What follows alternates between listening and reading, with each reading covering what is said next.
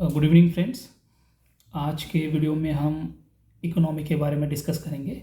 मैंने इकोनॉमी के बारे में पहले भी कुछ वीडियोस बनाए हैं और उसमें मैंने ये डिस्कस किया है कि ओवरऑल इकोनॉमी को आपको कैसे पढ़ना है। मैंने आपको ये भी बताया कि इकोनॉमिक्स के लिए हम 9th 10th 11th 12th की NCERTs पढ़ते हैं। उसमें भी मैक्रो इकोनॉमिक्स के जो माइक्रो इकोनॉमिक्स जो NCERT है उसको हमें अच्छे से पढ़ना है।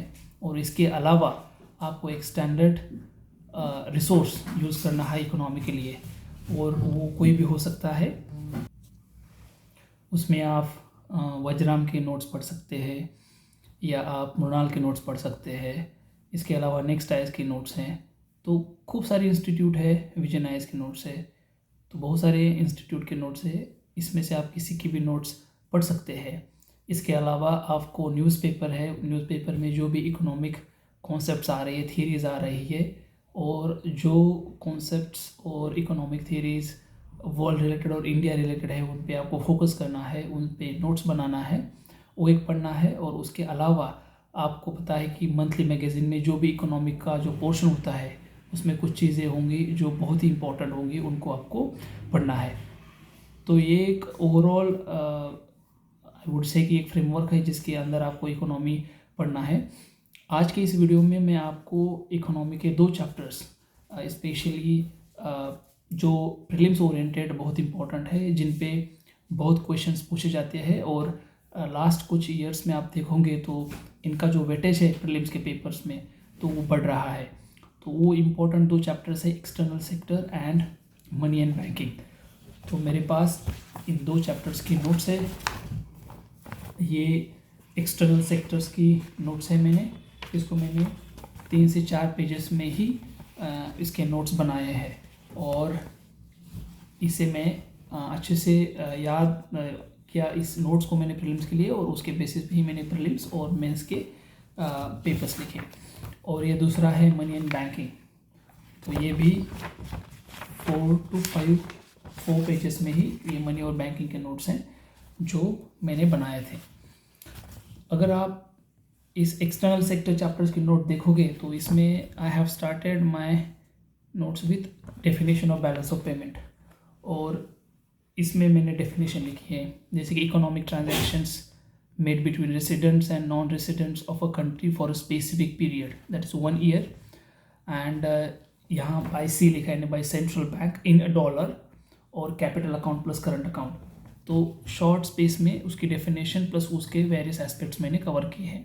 उसके बाद करंट अकाउंट में भी गुड्स एंड सर्विसेज होते हैं, प्राइमरी इनकम होता है, सेकेंडरी इनकम होता है। प्राइमरी इनकम में फिर क्या होता है, जैसे हमें पता है कि फैक्टर्स ऑफ प्रोडक्शन होते हैं, लैंड, लेबर, कैपिटल, एंटरप्रेन्योरशिप, तो उसको लिखा है LLCE। और वेजेस, प्रॉफिट, डिविडेंड और इंटरेस्ट, ये प्राइमरी इनकम में आएगी। सेकेंडरी इनकम में आएगा रेमिटेंसेस, गिफ्ट्स होंगे, ग्रांट्स होंगे और डोनेशंस, तो इनको शॉर्ट्स में लिखा है। फिर उसके अलावा कैपिटल एंड फाइनेंशियल अकाउंट जो होता है उसमें क्या क्या चीज़ें इंक्लूड हो सकती हैं। तो एक तो non resident investment in banking और इंश्योरेंस और pensions, plus FDI plus FPI plus lone and external commercial borrowings plus foreign exchange reserves. तो ये चीज़ें बहुत इंपॉर्टेंट है। ये कंसेप्चुअल चीज़ें आपको हेल्प करेंगी। जो स्टेटमेंट ओरिएंटेड क्वेश्चंस होते हैं, यानी एक क्वेश्चन होता है उसमें 3-4 स्टेटमेंट दिए होते हैं और उनमें से आपको चूज़ करना होता है। तो वो जो स्टेटमेंट्स होते हैं वो इन पे बेस्ड वो डिज़ाइन करते हैं।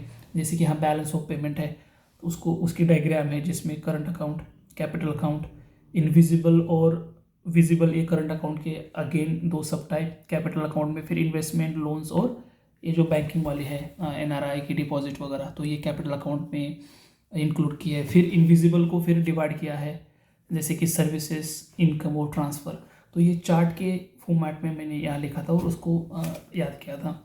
उसके बाद जो नीचे आप देखोगे, नीचे मैंने एक एक लाइन में एक कॉन्सेप्ट लिखा है, और ऑब्जर्वेशन ऑफ इंडियन इकोनॉमी, जिसे मुझे इकोनॉमिक सर्वे की हेल्प मिली और करंट अफेयर्स की हेल्प मिली, जिसमें मैंने लिखा था कि visible trade is increasing in last 3 years.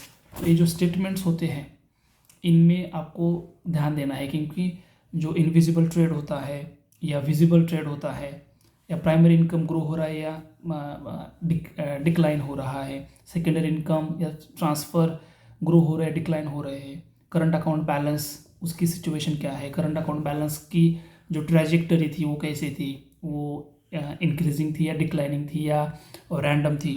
उसके बाद बीच में आप देखोगे कोरोना वायरस के टाइम में we had current account surplus, तो वो कैसे था, because normally current account deficit होता है, तो वो सरप्लस किस वजह से हुआ था, एक्सपोर्ट्स का क्या उसमें कंट्रीब्यूशन था। तो ये बहुत ही इंपॉर्टेंट और पिक्यूलियर कंसेप्ट है क्योंकि वो उसी ड्यूरेशन में हैपन हुए थे और इसलिए उनके नोट्स बनाना बहुत इंपॉर्टेंट था। तो उसके नोट्स बनाए थे। उसके बाद बैलेंस ऑफ ट्रेड है, नेट टर्म्स ऑफ ट्रेड है, और गुड्स और इंपोर्ट्स में कौन से जो गुड्स है जो इंपोर्ट्स में है तो टॉप प्रायोरिटी पे कौन सा है, सेकंड पे कौन सा है, उसकी नोट्स है, या एक्सपोर्ट्स की नोट्स हैं। उसके बाद सर्विसेज के इंपोर्ट, सर्विसेज के एक्सपोर्ट्स, फिर इंपोर्ट्स और एक्सपोर्ट्स कौन से कंट्री से आ रहे हैं उनकी लिस्ट। उसके बाद गुड्स का जो इंपोर्ट है वो ज़्यादा कहाँ से है, एक्सपोर्ट ज़्यादा कहाँ से है, सर्विसेज का जो इंपोर्ट है ज़्यादा कहाँ से है, एक्सपोर्ट ज़्यादा कहाँ से है। तो ये ऑब्जर्वेशन आपको लिखना है। उसके बाद ट्रेड डेफिसिट किस कंट्री के साथ पास है, ट्रेड सरप्लस किस कंट्री के साथ है। उसके बाद रिमिटेंसेस का रिपोर्ट आया था, वो भी एक्सटर्नल सेक्टर जो चैप्टर्स है उसका इम्पोर्टेंट पार्ट है। और उसके अलावा अदर एस्पेक्ट्स जो आपको लगता है कि एक्सटर्नल सेक्टर्स में आते हैं और उनका कॉन्सेप्ट इंपॉर्टेंट, एग्जाम के लिए जैसे गोल्ड इंपोर्ट हुआ, तो अगर गोल्ड जो इंपोर्ट होता है वो क्यों होता है और उसका निगेटिव रियल इंटरेस्ट रेट पे क्या इम्पैक्ट होता है, या जैसे कि गोल्ड का इंपोर्ट बढ़ता है तो ट्रेड डेफिसिट कैसे बढ़ता है, या करंट अकाउंट डेफिसिट कैसे बढ़ता है, उसका इम्पैक्ट रुपये पे कैसे होता है, राइट। और ये चीज़ें, इनका रिलेशन आपको लिखना ना, उस पर नोट्स बनाना बहुत इंपॉर्टेंट है। और फिर अगर गोल्ड का इंपोर्ट है वो एक कंसर्न है तो उसके अराउंड कौन से स्कीम थे जो फॉरेक्स हमारा बढ़ा सकते थे, या ऐसे कौन से स्कीम थे जिसमें हम गोल्ड का इंपोर्ट या उसको कम कर सकते थे, और जो हमारा डोमेस्टिक गोल्ड है उसको हम फिर रीरूट करके इकोनॉमी में दे सकते हैं। तो इनके कुछ नोट्स थे। फिर जो जियोग्राफिकल इंडिकेशन टैग था उसके मैंने यहाँ लिखा था, बट वो I think controller general of patents, designs and trademark, तो ये मैंने दूसरी नोट्स थी तो उसमें ऐड किया था, ज़्यादा रिलेवेंट एक्सटर्नल सेक्टर के पॉइंट ऑफ से नहीं था, बट यहाँ लिखा है मैंने। उसके बाद कार्टल जो क्रूड ऑयल है उसके रिलेटेड चीज़ें, अगर क्रूड ऑयल की प्राइस इंक्रीज़ हो रही है तो क्यों ही इंक्रीज होगी, because there would be decline in the supplied side factors. तो अगर ऐसा है तो डिमांड उसकी बढ़ेगी। तो ये रिलेशनशिप, इसके नोट्स बनाए थे क्योंकि इसके ऊपर भी आपको क्वेश्चंस प्रीलिम्स में देखने को मिलेंगे। फिर स्पेशल इकोनॉमिक जोन्स, उसके बाद फॉरेन ट्रेड पॉलिसी जो होगी, then foreign portfolio investment and foreign direct investment. तो फॉरेन पोर्टफोलियो इन्वेस्टमेंट क्या है, उनकी एक्चुअल डेफिनेशन क्या है, उसे क्यों हॉट मनी बोलते हैं, या वो हुलाटाइल क्यों है foreign portfolio investment, how it is related with weakening of Indian rupee. बहुत बार आपने सुना होगा कि there is rise in interest rate, US Fed का जो इंटरेस्ट रेट हो उसकी राइज होता है यूएस में, तो बहुत सारे फॉरेन पोर्टफोलियो इन्वेस्टमेंट जो है हमारे यहाँ से विड्रॉ होते हैं और वहाँ शिफ्ट होते हैं, वहाँ फ्लाई होते हैं। तो ये क्यों रिलेशनशिप ऐसा है, तो इसका कॉन्सेप्ट आपको पता होना चाहिए। या कौन से ऐसी सेक्टर्स है इंडिया के जहाँ फॉरेन इन्वेस्टमेंट अलो है, एफडीआई अलो है, एफडीआई का लिमिट 75% है या 100% है, वो कौन से सेक्टर से, कहाँ फॉरेन डायरेक्ट इन्वेस्टमेंट अलो नहीं है। तो ये चीज़ें, इनकी भी नोट्स आपको एक्सटर्नल सेक्टर में ही बनानी है। उसके बाद एफडीआई एफपीए के बाद जो United nation convention against trade and development, तो उसका वर्ल्ड इन्वेस्टमेंट रिपोर्ट था, या minister of commerce and industry उसके रिलेटेड जो एक्सपोर्ट है उसका जो डेटा है, उसकी जो इन्फॉर्मेशन है वो इंपॉर्टेंट है, उस पर नोट्स बनाए थे। फिर आपको पता है कि जो एक्सटर्नल सेक्टर्स है उसमें बैलेंस ऑफ पेमेंट है, और बैलेंस ऑफ पेमेंट में अगर आपको पता है कि जो डेप्ट फाइनेंसिंग है उसका रिलेशनशिप कैसे है, और उसके बाद जो कैपिटल अकाउंट है उसमें कन्वर्टिबिलिटी वाला कॉन्सेप्ट आपने पढ़ा होगा कि पार्शियल कन्वर्टिबिलिटी या फुल्ली जो कैपिटल अकाउंट कन्वर्टिबिलिटी होती है वो क्या होती है, उसका रिलेशंस करंट अकाउंट और कैपिटल अकाउंट और इनकी कन्वर्टिबिलिटी कितनी है, और अगर फुल होगी तो उसका क्या इम्पैक्ट है इंडियन इकोनॉमी पे, अगर पार्शियल है तो हमने क्यों की है, उससे रिलेटेड कौन से इंस्टेंसेस हुए हैं इकोनॉमी में, ईस्ट इंडिया में हो सकते हैं वो, या वेस्टर्न या यूरोपियन इकोनॉमी में हो सकते हैं। तो इसके कॉन्सेप्ट, इसके रिलेटेड की जो आपकी अंडरस्टैंडिंग है वो अच्छी होनी चाहिए। फिर बोरोविंग्स है, उसमें एक्सटर्नल बोरोविंग्स कितनी है, राइट, और उस बोरोविंग में प्राइवेट सेक्टर से कितनी है, गवर्नमेंट के विद इन कितनी है, और जो बोरोविंग या एक्सटर्नल डेप्ट है वो डॉलर में कितना है, रुपीज़ में कितना है, या एसडीआर में कितना है। तो इनके कॉन्सेप्ट, इनके नोट्स आपको बनाना बहुत इंपॉर्टेंट है। उसके बाद आप देखोगे कि डिफरेंट कर्व्स है, तो आपको पता है कि लाफेर कर्व एक ऐसी कर्व है जहाँ आपको पता है कि relationship between tax collection and the tax rate. Okay, अगर आपका डायरेक्ट टैक्स का आपने बढ़ाया तो आपका डायरेक्ट टैक्स का कलेक्शन भी बढ़ेगा, बट अगर वो ज़्यादा है तो आपको पता है कि टैक्स इवेजिव टेक्निक्स डिप्लॉय की जाएगी या एम्प्लॉय की जाएगी लोगों के द्वारा, और उनके बेसिस पे आपको पता है कि ब्लैक मनी जनरेट होगा। So then there will be too much debt and then income will actually go in paying the loans of the borrowings only. तो इसको डेट ओवरहैंग भी बोलते हैं। तो ये लाफेर कर्व का जो कॉन्सेप्ट है, लाफेर कर्व बहुत अलग अलग पर्सपेक्टिव में आपको मिलेंगे यूज़ हुआ। उसके अलावा आपको पता है फिलिप्स कर्व है, लॉरेंस कर्व है, कुजनेट कर्व है। तो दीज कर्व्स ये बहुत इंपॉर्टेंट है, इनके ऊपर भी क्वेश्चंस बहुत बार आया है। उसके बाद बैलेंस ऑफ पेमेंट का जो एनसीईआरटी में एक चार्ट दिया हुआ है, आप देखोगे कि ये चार्ट बहुत इंपॉर्टेंट है। एनसीईआरटी में आपको ये मिलेगा जहाँ बैलेंस ऑफ पेमेंट के डिफरेंट पिलर्स दिए हुए हैं। Current account, deficit, capital account, surplus होगा या एरर्स एंड ओमिशंस हो गए। उसके बाद overall balance, then official reserve transaction, and then आपका आता है नेट बैलेंस ऑफ पेमेंट। और आपको ये भी पता है कि नेट बैलेंस ऑफ पेमेंट हमेशा ज़ीरो होता है, और वो ज़ीरो एडजस्ट करने के लिए आपको पता है कि उसका इम्पैक्ट सेलिंग डॉलर और परचेसिंग द डॉलर, और फिर उसका इम्पैक्ट रुपी पे, फिर उसका इम्पैक्ट एक्सचेंज रेट पे, तो वो कैसे करता है आरबीआई। तो ये बहुत इंपॉर्टेंट है। अगर आप इस कॉलम को या इस फील्ड्स को अच्छे से समझोगे तो आपको बैलेंस ऑफ पेमेंट का कॉन्सेप्ट अच्छे से समझ में आएगा कि करंट अकाउंट डेफिसिट कितना था और करंट अकाउंट सरप्लस कितना था, फिर इनके ऊपर और प्लस एरर्स और ओमिशंस मिला के फिर आपका ओवरऑल बैलेंस निकलता है। और लेट से अगर आपका ओवरऑल बैलेंस -3 बिलियन है तो आपका बैलेंस ऑफ पेमेंट ज़ीरो करने के लिए आपको ऑफिशियल जो रिजर्व ट्रांजैक्शन होंगे या आरबीआई का फॉरेन एक्सचेंज रिजर्व होगा वो +3 बिलियन, तो फिर -3 billion +3 billion it will be zero. तो वो ज़ीरो बनाने के लिए फिर आपको आरबीआई को अगर +3 बिलियन करना है तो अगर ऑफिशियल रिजर्व ट्रांजैक्शन +3 बिलियन करना है, बिकॉज आपका ओवरऑल बैलेंस -3 बिलियन है लेट से, और उसको अगर बैलेंस ऑफ पेमेंट ज़ीरो करना है तो +3 billion will be official reserve transaction. और उसके लिए आरबीआई को क्या करना पड़ेगा, डॉलर सेल करना पड़ेगा, बिकॉज और अगर डॉलर को सेल किया है तो डॉलर स्ट्रॉन्ग बनेगा और उसकी वजह से रुपी वीक बनेगा।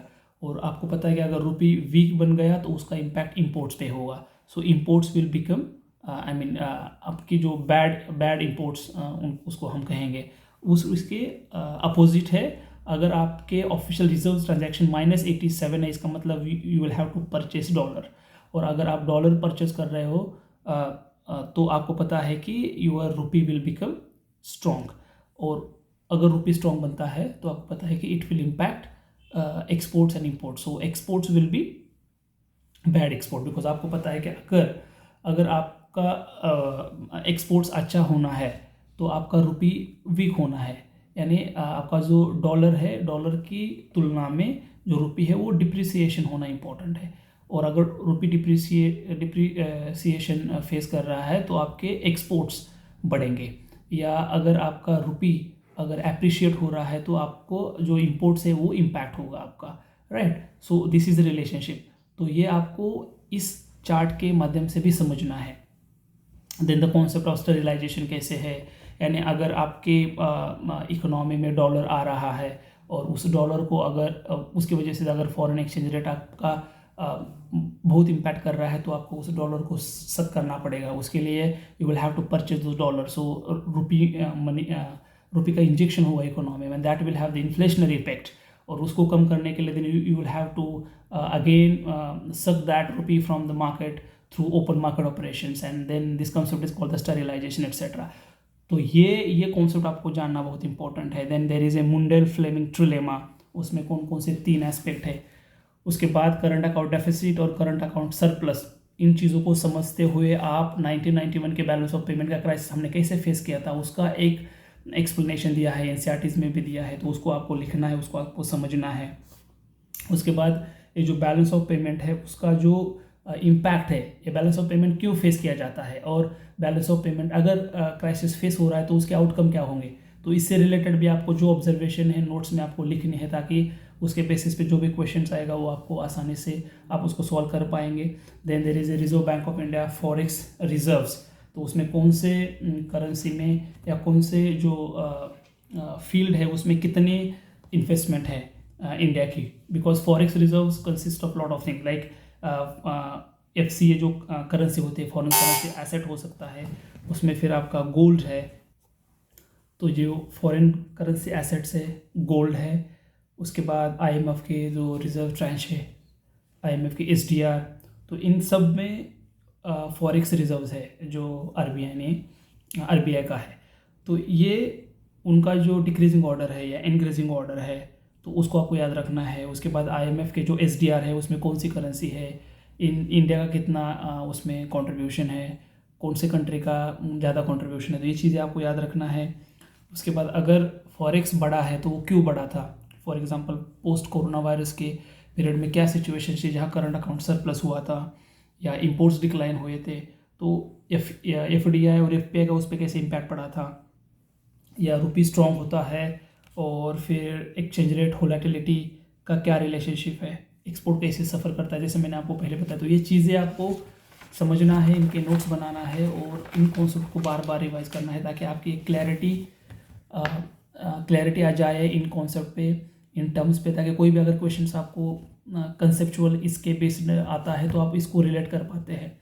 फिर करेंसी का जो एक्सचेंज रेट है तो उसका कैसे है, नीर क्या है, रीर क्या है, उसके बाद फ्लोटिंग एक्सचेंज रेट या जिसे हम फ्लेक्सिबल एक्सचेंज रेट बोलते हैं, या फिक्स्ड और पेग्ड एक्सचेंज रेट सिस्टम क्या है।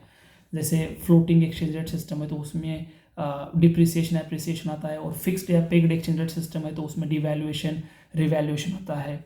उसके बाद मैनेज्ड फ्लोटिंग एक्सचेंज रेट क्या है, तो अभी कौन सा एक्सचेंज रेट सिस्टम यूटिलाइज हो रहा है, तो इसके बारे में आपको पता होना चाहिए, उसके कॉन्सेप्ट पता होने चाहिए। जैसे अगर ये फ्लेक्सिबल एक्सचेंज रेट सिस्टम है तो वो कैसे मार्केट लिंक्ड होता है, या इधर फिक्स्ड या पेग्ड एक्सचेंज रेट सिस्टम में सेंट्रल बैंक का कितना कॉन्ट्रीब्यूशन रोल इंपॉर्टेंट है, तो इन चीज़ों को आपको समझना है। उसके बाद evolution of exchange rate system कैसे हुआ, गोल्ड स्टैंडर्ड, उसके बाद ब्रेटन वुड्स सिस्टम में क्या हुआ, उसके बाद managed floating exchange rate system कैसे आ गया, तो इन सारे जो ये है फ्लो है, इनको आपको अच्छे से समझना है, क्योंकि इसके बेसिस पे भी आपकी कंसेप्चुअल क्लैरिटी ज़्यादा आ जाएगी। फिर SDR जो है IMF का, तो उसके बारे में एग्जैक्टली पता होना चाहिए कि वो क्या है, उसको कैसे आर्टिफिशियल करेंसी बोलते हैं, या वो SDR जो है वो डिफरेंट कंट्रीज़ में उसका वेट या वो फॉर्मूला है, वो फॉर्मूला क्या है, किसके बेसिस पे वो SDR का अपना कंट्रीब्यूशन होता है, कौन कौन सी करेंसी, US डॉलर है, यूरो, युआन है, एन है, पाउंड स्टर्लिंग है, तो ये चीज़ें आपको पता होनी चाहिए। उसके बाद आर्टिफिशियल करेंसी या अकाउंटिंग करेंसी या पेपर गोल्ड इसको क्यों बोलते हैं, फिर नए रिफॉर्म हुए थे उसके अनुसार इंडिया का कितना है SDR में कंट्रीब्यूशन, तो ये चीज़ें भी एक्सटर्नल सेक्टर्स में आएगी। फिर managed floating exchange rate system में आपको समझना है कि कब सेंट्रल बैंक स्टेप इन करेगी और इन चीज़ों को ये करेगी। फिर आपको पता है कि तारापुरे कमेटी थी जिसमें उन्होंने फुल कैपिटल अकाउंट कन्वर्टेबिलिटी और करंट अकाउंट कन्वर्टेबिलिटी के बारे में उन्होंने डिस्कस किया था। जैसे इंडिया में जो कैपिटल अकाउंट है ये फुली कन्वर्टेबल नहीं है, बट जो करंट अकाउंट है वो फुली कन्वर्टेबल है। तो ये कैपिटल अकाउंट कन्वर्टेबिलिटी फुल करने के लिए कब हो सकती है, इसके लिए तारापुरे कमेटी थी, उन्होंने रिकमेंडेशन दिया था। वो किस बेसिस पे था, जैसे उन्होंने फिस्कल डेफिसिट क्राइटेरिया, इन्फ्लेशन था, नॉन परफॉर्मिंग एसेट था, फॉरेक्स था, तो इन टर्म्स को लेके अगर स्पेसिफाइड क्राइटेरिया अगर हम मीट कर रहे हैं तो फिर उसके बेसिस पे हम जाके फुल कैपिटल अकाउंट कन्वर्टेबिलिटी कर सकते हैं, इसके बारे में बताया था। फिर इन गवर्नमेंट ऑफ इंडिया और सेंट्रल बैंक जो है इन्होंने कौन से स्टेप्स लिए हैं ताकि हमारा जो फॉरेक्स है वो हमारा स्टेबल हो या फॉरेक्स हमारा ज़्यादा हो, so that we can finance our imports. And we can avoid 1991 balance of payment crisis situation. तो वो कौन से स्टेप्स थे। उसके बाद जो आरबीआई के स्टेप थे उनको याद रखिए, उनके प्रोग्राम, उनके स्कीम्स वगैरह वो याद रखिए। फिर एक आता है कुछ टर्म्स है, क्वांटिटेटिव ईजिंग, फिर फेडरल टैपरिंग है, टैपर टैंट्रम है, हेलीकॉप्टर मनी है। तो ये सारे कॉन्सेप्ट है, उनको आप शॉर्ट में नोट्स बनाइए और उनको याद रखिए। फिर रीर, उसका रिलेशनशिप विद एक्सपोर्ट, अगर रीर डिक्लाइन हो रहा है तो एक्सपोर्ट्स बढ़ेगा, या रीर इंक्लाइन हो रहा है तो एक्सपोर्ट्स डिक्लाइन होगा, और उनके बेसिस पे क्वेश्चन भी आए थे यूपीएससी में। So how the competitiveness of exports is related with REER and NEER, इसको आपको पढ़ना है। परचेसिंग पावर ऑफ पैरिटी क्या है, उसका कॉन्सेप्ट क्या है, राइट। और फिर कुछ चीज़ें हैं जो आप इधर उधर से देख सकते हैं और उसको इसमें ऐड कर सकते हैं, जैसे कि फॉरेन ट्रेड एग्रीमेंट थे, मैंने इसको यही ऐड किया था, प्रेफरेंशियल ट्रीटमेंट एग्रीमेंट। तो ये चीज़ें थी, Big Mac index, twin deficit. तो ये जैसे आपको वैल्यू एडिशन मिलेगा आप इसमें वैल्यू ऐड कर सकते हो। फिर कुछ चीज़ें हैं जैसे कि नॉन बैंकिंग फाइनेंशियल कंपनी, तो एक्चुअली वो सेकंड चैप्टर था, इसको मैंने last page of second chapter है money and banking. So I hope इस वीडियो में मैं आपको एक्सटर्नल सेक्टर के बारे में I could tell you, but इसी स्टेज पे, और आई वुड से कि ऐसे ही आपको मनी एंड बैंकिंग का जो चैप्टर्स है उसके आपको नोट्स बनाने हैं और उसको रिवाइज करना है। जैसे कि जहाँ मैंने मनी और बैंकिंग का मैं आपको शॉर्ट में बताता हूँ, जो ये है bank time liabilities and demand liabilities. उसके बाद में जो स्मॉल, अब हम जिसको M1, M2, M3, M4 है, narrow money and broad money, तो वो क्या है उसके बारे में लिखा है। फिर एग्रीगेट मनी सप्लाई क्या है, या एग्रीगेट मॉनिटरी रिसोर्सेस क्या है। फिर M3 कैसे कैलकुलेट होता है, क्योंकि M3 पे क्वेश्चन आया है बहुत बार। मनी सप्लाई कैसे बढ़ता है मार्केट में, जैसे कि मनी मल्टीप्लायर हो, या वेलोसिटी ऑफ मनी हो, या रिजर्व बैंक ऑफ इंडिया के एसेट्स बढ़ रहे हो, या बैंकिंग पेनिट्रेशन हो रहा है, फाइनेंशियल इंक्लूजन हो रहा है, CDR RDR, इनका रिलेशन कैसे है, कैश डिपॉजिट रेशो एंड, तो CDR क्या है, रिजर्व डिपॉजिट रेशो क्या है, तो CDR RDR।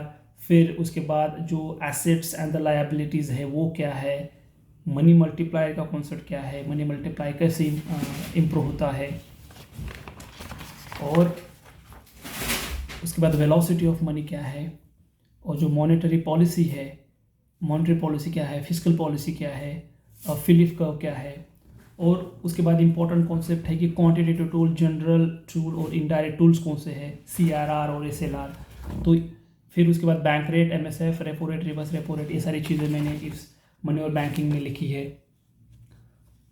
तो ये सारी चीज़ें मनी मार्केट रिलेटेड है, आपको उसके भी नोट्स बनाना है। Quantitative tool, selective tool, direct tools कौन से हैं, ऑपरेशन ट्विस्ट क्या था, या GSAP open market operation twist ये क्या था, पब्लिक सेक्टर लेंडिंग के रिफॉर्म्स हुए थे तो उसके नए क्या नॉर्म्स है, 40% में क्या कैसे डिवाइड किया है एग्रीकल्चर सेक्शन को, एग्रीकल्चर सेक्टर को, माइक्रो एंटरप्राइज को, या PSL जो रिफॉर्म्स है उसमें शेड्यूल्ड कमर्शियल बैंक है, या फॉरेन बैंक से, या रीजनल बैंक से, स्मॉल फाइनेंशियल बैंक से, अर्बन कोऑपरेटिव बैंक, तो इनके क्या क्राइटेरिया है, इनको आपको लिखना है। बैंकिंग जो सिस्टम है वो कैसे इवॉल्व हुआ, इसके नोट्स बनाए हैं। फाइनेंशियल इंटरमीडिएट के बारे में लिखा है, बैंक नेशनलाइजेशन, और ये एक टाइमलाइन भी है मनी और बैंकिंग में। तो ये मोटा मोटी तौर पर मुझे आपको बताना था, जैसे कि रूरल रीजनल बैंक और लोकल एरिया बैंक में क्या डिफरेंस है, फिर जो NBFC है और उनमें और बैंक में क्या डिफरेंस है, क्या क्राइटेरियाज है, तो इनके बारे में मैंने मनी एंड बैंकिंग में लिखा है। तो ये मोटा मोटी तौर पे मैंने आपको इकोनॉमिक्स के जो इंपॉर्टेंट चैप्टर्स हैं money and banking and external sector के बारे में बताने की कोशिश की। आप भी ऐसे ही नोट्स बनाइए और उसको रिवाइज कीजिए, जो कॉन्सेप्ट है उसको लिखिए अच्छे से, इसका आपको जरूर एग्जामिनेशन में फ़ायदा होगा। Thank you.